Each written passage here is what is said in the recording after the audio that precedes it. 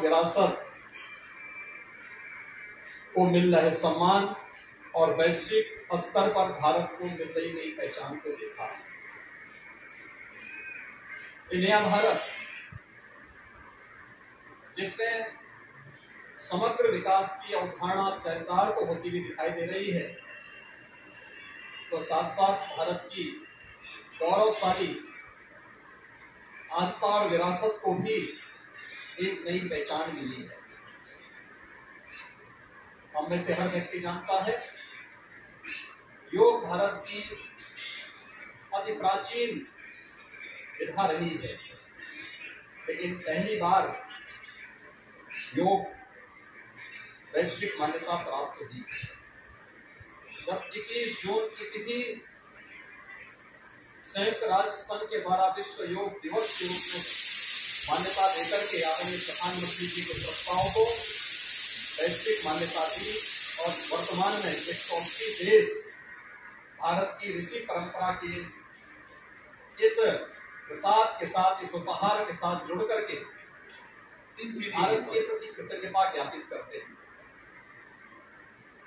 कुंभ को विश्व की मानवता की अमूर्त सांस्कृतिक धरोहर के रूप में मान्यता देकर के प्रयागराज कुंभ को वैश्विक मान्यता दिलाने का कार्य 2019 में देश ने भी और दुनिया ने भी देखा है। और भारत की गौरवशाली आस्था के प्रति सम्मान और उनकी पुनर्स्थापना का कार्य किस रूप में होना है, यह आपने बाबा विश्वनाथ के धाम को देखा होगा। काशी में बाबा विश्वनाथ का धाम हो या केदारनाथ में नई केदारपुरी, बद्रिकाश्रम में पवित्र बद्रीनाथ धाम हो या महाकाल में महालोक की पुनर्स्थापना का कार्यक्रम और 500 वर्षों के इंतजार को समाप्त करते हुए अयोध्या में श्री राम जन्मभूमि पर भगवान श्री राम के भव्य मंदिर के निर्माण का कार्य, ये सभी एक एक करके आज होते दिखाई दे रहे हैं। गरीब कल्याण की योजनाएं जितना भारत के अंदर चल रही हैं, हुई है विगत 9 वर्ष में, आजादी के बाद कभी भी भारत के अंदर तो नहीं हुई, लेकिन दुनिया का कोई देश आज भी उस मात्रा में, उस पैमाने पर उन गरीब कल्याणकारी योजनाओं को आगे नहीं बढ़ा पाया। गीता प्रेस अपने 100 वर्ष की एक शानदार यात्रा को लेकर के आगे बढ़ा है और शानदार यात्रा में इन 100 वर्षों में विगत 75 वर्षों में कोई प्रधानमंत्री गीता प्रेस में आज तक नहीं आ पाया, क्योंकि गीता प्रेस भारत की मूल आत्मा को झंकृत करता है, उसको जागृत करने का कार्य करता रहा है। और उसे पहली बार भारत के किसी यशस्वी प्रधानमंत्री जी के द्वारा सम्मान किया गया है और मैं आदरणीय प्रधानमंत्री जी का इसके प्रति आभार व्यक्त करता हूं कि 2021 के गांधी पीस प्राइज के लिए भी गीता प्रेस के योगदान को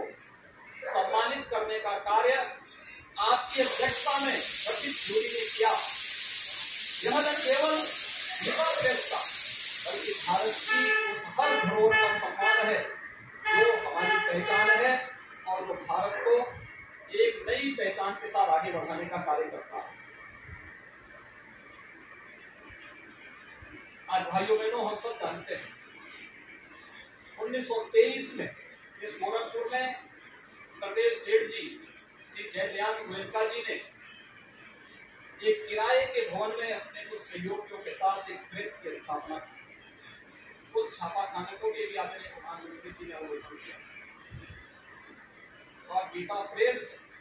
इन 100 वर्षों में अनेक उतार चढ़ाव को देखते हुए आज लगभग 100 करोड़ प्रकाशन करने की ओर अग्रसर है। भारत की विशुद्ध सनातन धर्म से जुड़ी हुई भारत की प्रत्येक भाषा का प्रकाशन आज भारत के लगभग हर घर में मौजूद है। यह हर भारतीय को गौरवान्वित करता है और उसे अपने मूल के साथ जोड़ने का कार्य करता है। एक और आस्था का सम्मान और दूसरी तरफ विकास की नई यात्रा को ध्यान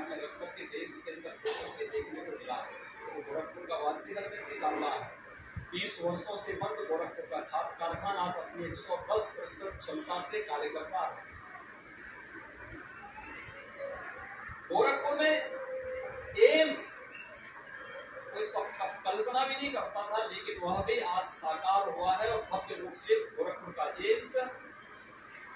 पूर्वी उत्तर प्रदेश, पश्चिम उत्तर बिहार और नेपाल के बड़े भूभाग को बेहतर स्वास्थ्य की सुविधा उपलब्ध करा रहा है।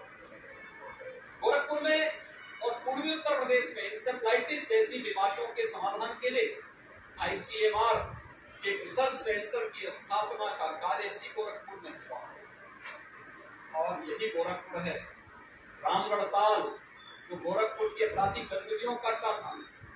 आज शानदार सरोवर के रूप में अपनी एक नई पहचान बना रहा है। एक नई कनेक्टिविटी के साथ उड़ान योजना के अंतर्गत 2017 के पहले गोरखपुर में केवल एक फ्लाइट थी, आज 14 फ्लाइट गोरखपुर से चल रही है।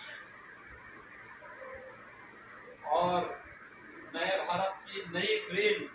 वंदे भारत के रूप में भी आज गोरखपुर से लखनऊ के लिए और जोधपुर से अहमदाबाद के लिए आदरणीय प्रधानमंत्री जी के कर कदमों से कुछ ही देर में प्रारंभ होने वाला है।